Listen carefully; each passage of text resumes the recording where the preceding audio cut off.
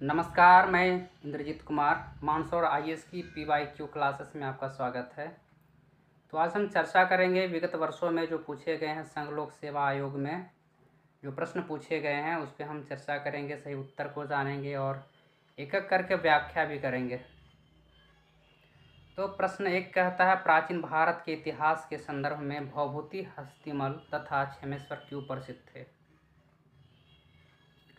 प्रश्न 1 कहता है, प्राचीन भारत के इतिहास के संदर्भ में भवभूति, हस्तिमल तथा क्षेमेश्वर क्यों प्रसिद्ध थे? ऑप्शन नंबर ए जैन साधु, ऑप्शन नंबर बी नाटककार, ऑप्शन नंबर सी मंदिर वास्तुकार, ऑप्शन नंबर डी दार्शनिक। तो हम समझेंगे भवभूति, हस्तिमल तथा क्षेमेश्वर क्यों प्रसिद्ध थे।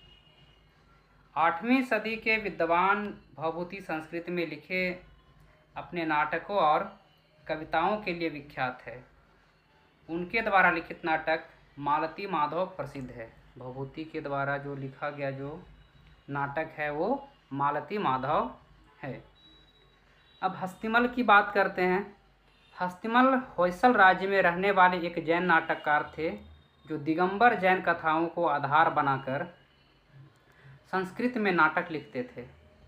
उनके द्वारा कई नाटक लिखे गए, जिनमें से 4 नाटक प्राप्त हैं: मैथिली कल्याण, विक्रांत कौरव, अंजना परणंजय और सुभद्रा। ये हस्तिमल के द्वारा लिखे गए नाटक थे। अब बात करेंगे क्षेमेश्वर की। क्षेमेश्वर एक नाटककार थे जिन्होंने चंड कौशिक नामक नाटक की रचना की थी। इस प्रकार भवभूति, हस्तिमल और क्षेमेश्वर नाटककार थे। तो आपका ऑप्शन नंबर बी सही है।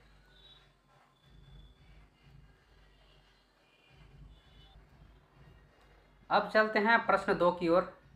प्रश्न 2 कहता है, निम्नलिखित कथनों में कौन सा सही है? कथन 1, अजंता गुफाएं वाघोरा नदी की घाटी में स्थित है। कथन बी, सांची स्तूप चंबल नदी की घाटी में स्थित है। कथन सी, पांडुलेना गुफा देव मंदिर नर्मदा नदी की घाटी में स्थित है। कथन नंबर डी, अमरावती स्तूप गोदावरी नदी की घाटी स्थित है। तो हम देखेंगे इसमें से कौन सा कथन सही है। तो अजंता गुफाएं वाघोरा नदी की घाटी में स्थित है, ये कथन सही है। तो अब आगे का जो कथन जो दिया गया है बी सी डी, ये क्या कहता है उसके बारे में जान लें। सांची स्तूप बेतवा नदी की घाटी में स्थित है। यहाँ पे जो चंबल नदी जो दिया गया है, चंबल नदी गलत है, यहाँ पे बेतवा नदी होगा।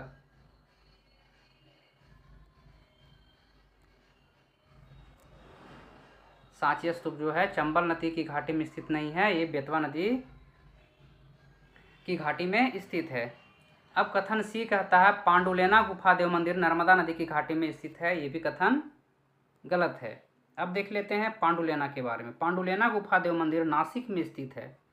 पांडुलेना गुफा देव मंदिर नासिक में स्थित है, जहां गोदावरी नदी का उद्गम स्थल है। तो नर्मदा नदी जो दिया गया है, नर्मदा नदी गलत है, यहाँ पे गोदावरी नदी होगा।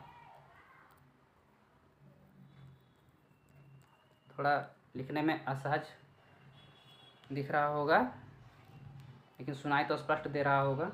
तो नर्मदा नदी की जगह पे गोदावरी नदी। अब कथन डी कहता है, अमरावती स्तूप गोदावरी नदी की घाटी स्थित। यहाँ पे घाटी लिखना था लेकिन घाटी लिखा हुआ है, इसके लिए माफ़ी चाहते हैं, तो हम इसे करते हैं घाटी। अमरावती स्तूप गोदावरी नदी की घाटी में स्थित है। तो अमरावती स्तूप जो है कृष्णा नदी घाटी में स्थित है, गोदावरी नहीं। ये भी कथन डी गलत है, ये जो है कृष्णा नदी घाटी में स्थित है। कृष्णा नदी की घाटी में स्थित है, घाटी में स्थित है। यहाँ बीच में यहाँ में होता, में छूट गया है।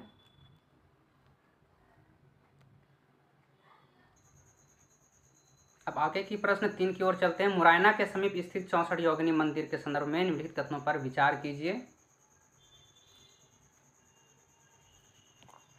कथन 1 का था, यह कच्छप घात राजवंश के शासनकाल में निर्मित एक वृत्ताकार मंदिर है। वृत्ताकार मंदिर है, ये वहाँ पे ऊपर जो लग गया है वो टाइप में बाई मिस्टेक हो गया है, वृत्ताकार मंदिर है। कथन 2 कहता है, यह भारत में निर्मित एकमात्र वृत्ताकार मंदिर है। कथन 3 कहता है इसका उद्देश्य इस क्षेत्र में वैष्णव पूजा पद्धति को प्रोत्साहन देना था। कथन 4 कहता है इसके डिजाइन से यह लोकप्रिय धारणा बनी कि यह भारतीय संसद भवन के लिए प्रेरणा स्रोत रहा है। तो इसके नीचे लिखा गया उपयुक्त कथनों में से कौन से सही है। ऑप्शन नंबर ए 1 और 2, ऑप्शन नंबर बी केवल 2 और 3, ऑप्शन नंबर सी 1 और 4, ऑप्शन नंबर डी 2, 3 और 4। तो हम एक एक करके कथनों का हम व्याख्या देखते चलते हैं। कहता है कथन एक क्या कह रहा है, यह कच्छप घात राजवंश के शासनकाल में निर्मित एक वृत्ताकार मंदिर है। तो देखते हैं यह मितावली गांव मुरैना जो आज का मध्य प्रदेश स्थित 64 योगिनी, इसमें 64 योगिनी की बात कर रहे हैं, 64 योगिनी मंदिर की बात कर रहे हैं। 64 योगिनी मंदिर का निर्माण 1327 ईस्वी में कच्छप घात राजा देवपाल ने करवाया था। कच्छप घात जो ये है एक राजा है, इन्होंने करवाया था, यानी कथन एक सही है। अब कथन 2 की ओर चलते हैं। यह भारत निर्मित एकमात्र वृत्ताकार मंदिर, इसमें अब देखते हैं हीरापुर भुवनेश्वर स्थित 64 योगिनी मंदिर भी वृत्ताकार है, अतः यह एकमात्र वृत्ताकार मंदिर नहीं है, इसलिए कथन 2 गलत है। अब कथन 3 की ओर चलते हैं। कथन 3 कहता है इसका उद्देश्य क्षेत्र में वैष्णव पूजा पद्धति को प्रोत्साहन देना था। इसको थोड़ा एक नज़र देख लेते हैं। 64 योगिनी मंदिर देवी पार्वती के मंदिर हैं। ये जो वैष्णव पूजा जो लिखा हुआ है वैष्णव माता का, ये नहीं होगा, यहाँ पे होना चाहिए 64 योगिनी मंदिर देवी पार्वती के मंदिर हैं जो तंत्र तथा शैव पूजा पद्धति को बढ़ावा देते हैं, अतः कथन 3 भी गलत है। अब कथन 4 की ओर चलते हैं। इसके डिजाइन से लोकप्रिय धारणा बनी कि यह भारतीय संसद भवन के लिए प्रेरणा स्रोत रहा है। तो 64 योगिनी मंदिर की वृत्ताकार रूप को संसद भवन के लिए प्रेरणा स्रोत के रूप में देखा जाता है, ये कथन बिल्कुल सही है। तो हम नीचे के जो उपयुक्त कथनों में से कौन से सही हैं तो उसमें हम टिक आउट करते हैं। तो इसका आंसर हो जाएगा 1 और 4, 1 और, तो इसका आंसर क्या हो जाएगा, ऑप्शन नंबर सी 1 और 4। 1 और 4 क्या है हमारा, ये ऑप्शन सही है। अब बात करते हैं क्वेश्चन नंबर 4 का। कहता है निम्नलिखित कथनों पर विचार कीजिए, निम्नलिखित कथनों पर विचार कीजिए। तो कथन 1 कहता है संत फ्रांसिस जेवियर जेसुइट संघ या ऑर्डर के संस्थापक सदस्यों में से एक थे, जो कि यहाँ पे उक लिखा गया है, यहाँ पे एक होना चाहिए था, एक थे। कथन 2 कहता है संत फ्रांसिस जेवियर की मृत्यु गोवा में हुई तथा यह उन्हें समर्पित एक गिरजाघर है। कथन 3 कहता है गोवा में प्रतिवर्ष संत फ्रांसिस जेवियर के भोज का अनुष्ठान किया जाता है। तो उपयुक्त कथनों में से कौन से सही है। ऑप्शन नंबर ए केवल 1 और 2, ऑप्शन नंबर बी केवल 2 और 3, ऑप्शन नंबर सी केवल 1 और 3, ऑप्शन नंबर डी 1, 2 और 3। अभी हम स्क्रॉल करेंगे तो नीचे का ऑप्शन दिख जाएगा। तो अब एक एक करके हम देख लेते हैं कि कौन सा इसमें ऑप्शन सही है। 1 और 2 सही है, या फिर एक केवल 2 और 3 सही है, या फिर केवल 1 और 3 सही है, या फिर 1, 2 और 3 सही है। तो संत फ्रांसिस जेवियर का जन्म स्पेन के जेवियर में हुआ था, या स्पेन के जेवियर में हुआ था। वे संत इग्नेशियस के मित्र थे और उन्होंने उनके साथ मिलकर जेसुइट संघ की स्थापना की थी, अतः कथन 1 सही है।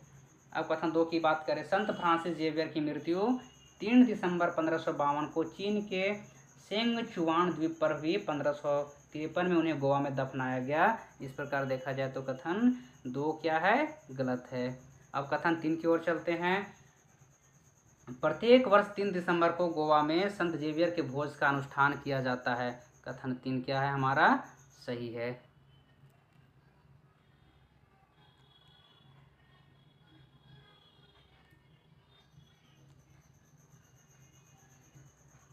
जैसा कि अभी हम बताएं कि अभी जो ऑप्शन जो है ऑप्शन नीचे है, अभी हम स्क्रॉल करेंगे तो दिख जाएगा। तो इस प्रकार से हमारा क्या था, कथन सी, ऑप्शन नंबर सी जो है वो 1 और 3 सही है। तो हमारा राइट आंसर क्या है, 1 और 3 है। अब चलते हैं नेक्स्ट प्रश्न की ओर। नंबर 5 का था अस्पृश्य समुदाय के लोगों को लक्षित कर प्रथम मासिक पत्रिका विटाल विध्वंसक